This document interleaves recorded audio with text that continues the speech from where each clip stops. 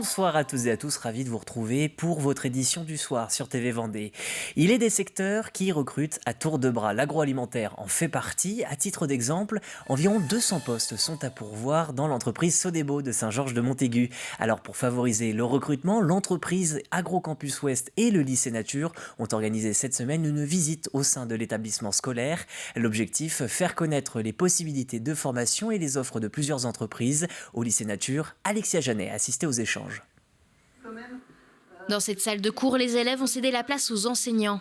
Après une visite de l'entreprise Sodebo, c'est au tour du lycée Nature de montrer ses différentes formations. L'objectif, déconstruire les préjugés liés au métier de l'agroalimentaire. Ce sont des métiers avec une vision effectivement de chaîne de production dans des conditions de froid, de chaleur, avec les 3-8, dans des horaires qui ne sont pas toujours faciles. C'est une méconnaissance des élèves et aussi de certains enseignants qui nous l'ont dit aujourd'hui. C'est de leur faire découvrir la réalité de la profession. Une découverte qu'ils vont pouvoir ensuite transmettre à leurs propres élèves et ainsi élargir leur choix d'orientation alors que la plateforme Parcoursup ouvre dans quelques semaines à peine. On a de plus en plus d'élèves qui se demandent pourquoi ils sont à l'école. Et je trouve que de commencer à leur parler de métier, de commencer à se projeter, même au collège, même dès la 4e, 3e, ça peut leur redonner du sens à leur scolarité. Et je pense que oui, la connaissance de cette filière, elle est insuffisante. Globalement, moi c'est ce que j'ai pu constater sur ma carrière. C'est pas parce qu'on travaille dans l'agroalimentaire qu'on est posté à la chaîne. Il y a plein de métiers, une grande diversité de métiers, des possibilités d'évolution. Un secteur qui peine à attirer les jeunes dans les formations, mais cette problématique, les employeurs la rencontrent aussi. Parmi les enseignants, 2 employés de Sodebo. L'objectif pour elles, trouver d'autres manières de recruter, puisque le groupe a actuellement plus de 200 postes à pourvoir. L'objectif de la journée était pour Sodebo de découvrir les formations que proposait le lycée Nature et dans ce cadre de nous associer dans un partenariat. On a des difficultés de recrutement. Sur le secteur de la Vendée, nous sommes en effet à 4% de chômage et de ce fait, on souhaite s'associer aux écoles, notamment pour recruter autrement et mettre en avant l'industrie agroalimentaire et les métiers dans lesquels on recrute. Aujourd'hui, l'agroalimentaire joue un rôle majeur dans l'économie vendéenne. Le secteur emploie près de 14 000 salariés sur le département. Le nouveau complexe sportif du collège Saint-Joseph vient tout juste d'être inauguré à Challans. Jusqu'à 6 cours de PS pourront se pratiquer en simultané. Le complexe sera aussi ouvert à la collectivité locale et aux associations sportives en dehors des cours. Pour ces travaux, un budget de 3,3 millions d'euros est débloqué, dont 186 000 par le département et 500 000 par le collège. Un beau cadeau d'anniversaire pour cet établissement, 60 ans cette année. C'est une étape importante dans l'histoire du collège, c'est évident. On utilisait les salles municipales qui sont très chargées sur Challans et c'était un vrai besoin pour nous de ne plus se déplacer sur les salles municipales et d'avoir ça sur le site. Elle est utilisée depuis la rentrée, elle est effective depuis la rentrée. On est là dans la grande salle avec au fond son très beau mur d'escalade, un très très grand mur d'escalade de 11 mètres de haut. Et il y a 2 autres salles derrière, une pour le tennis de table et un dojo pour le sport acrosport. C'est une petite victoire pour notre santé. Les élus vendéens ont obtenu 2 promesses du ministère des Solidarités et de la Santé. La première, maintenir les 7 services d'urgence du département. Le ministère s'engage aussi à mettre en place en Vendée l'expérimentation centre de soins non programmés. Ce sont des médecins salariés qui permettent aux Vendéens sans médecin traitant d'avoir malgré tout un accès aux soins. La prochaine réunion de travail entre les élus, c'est le 25 janvier prochain. Et puis à noter que le département vient de refranchir la barre des 200 cas pour 100 000 habitants. Aujourd'hui, un lit en service de réanimation sur 2 est occupé en Vendée. Il faut dire que le taux de positivité des tests s'établit à 5,30%, un taux inférieur à celui de la région, 5,40%. En revanche, ce chiffre est bien supérieur à celui du territoire national, 4,70%. Souvenez-vous, hier, nous vous parlions du Grand Tour, la nouvelle idée du Puy du Fou. Pour rappel, le parc développe une compagnie ferroviaire pour proposer un Tour de France de 6 jours avec des escales et des spectacles. À l'issue des 4000 km, le train arrivera au parc du Puy du Fou. Et malgré l'ouverture de ce projet, les propriétaires ne comptent pas délaisser le reste du complexe.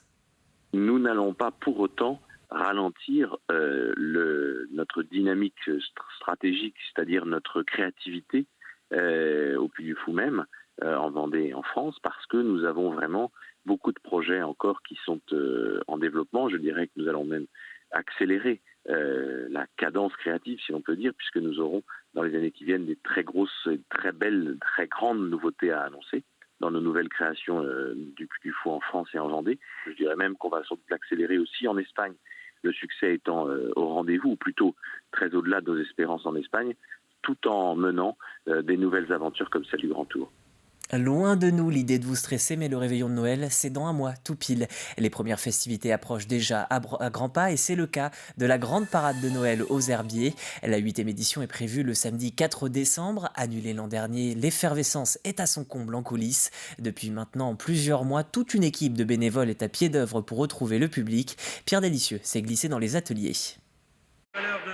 Des chars que l'on ne verra pas en entier. Ordre nous a été donné de ne pas dévoiler la surprise avant le défilé. Et il faut bien dire que cette équipe et leurs régisseurs se sont donnés pendant plusieurs mois. Les chars sont de plus en plus beaux, ouais. Donc on est assez contents de nous cette année. Ouais.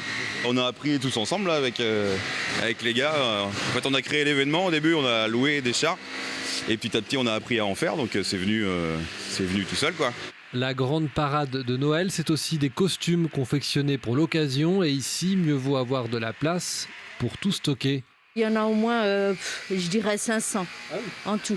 Et moi, je fais partie de l'équipe de couturières. On est 6 couturières.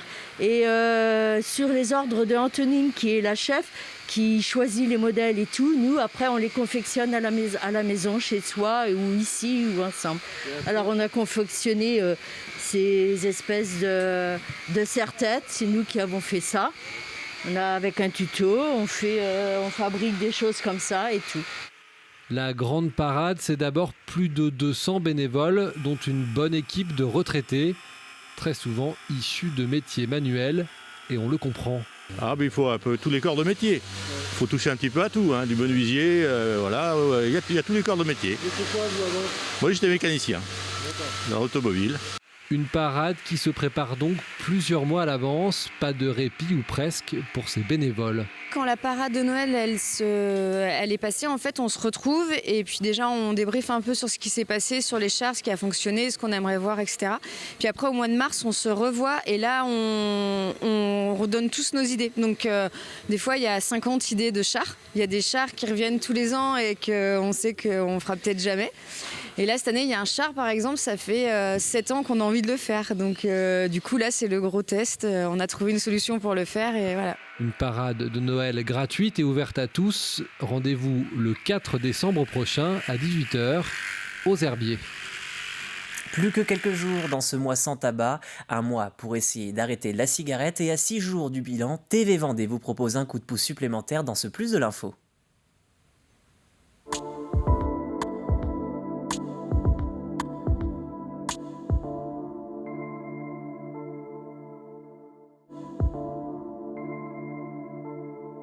C'est important de distinguer ce qui installe une dépendance mentale, psychique, et de ce qui donne une nocivité en termes de maladie. Donc, la consommation de tabac est réalisée pour ressentir les bénéfices de la nicotine, qui est un puissant psychotrope issu de la plante du tabac, mais qui, et cela peut surprendre, est peu nocive.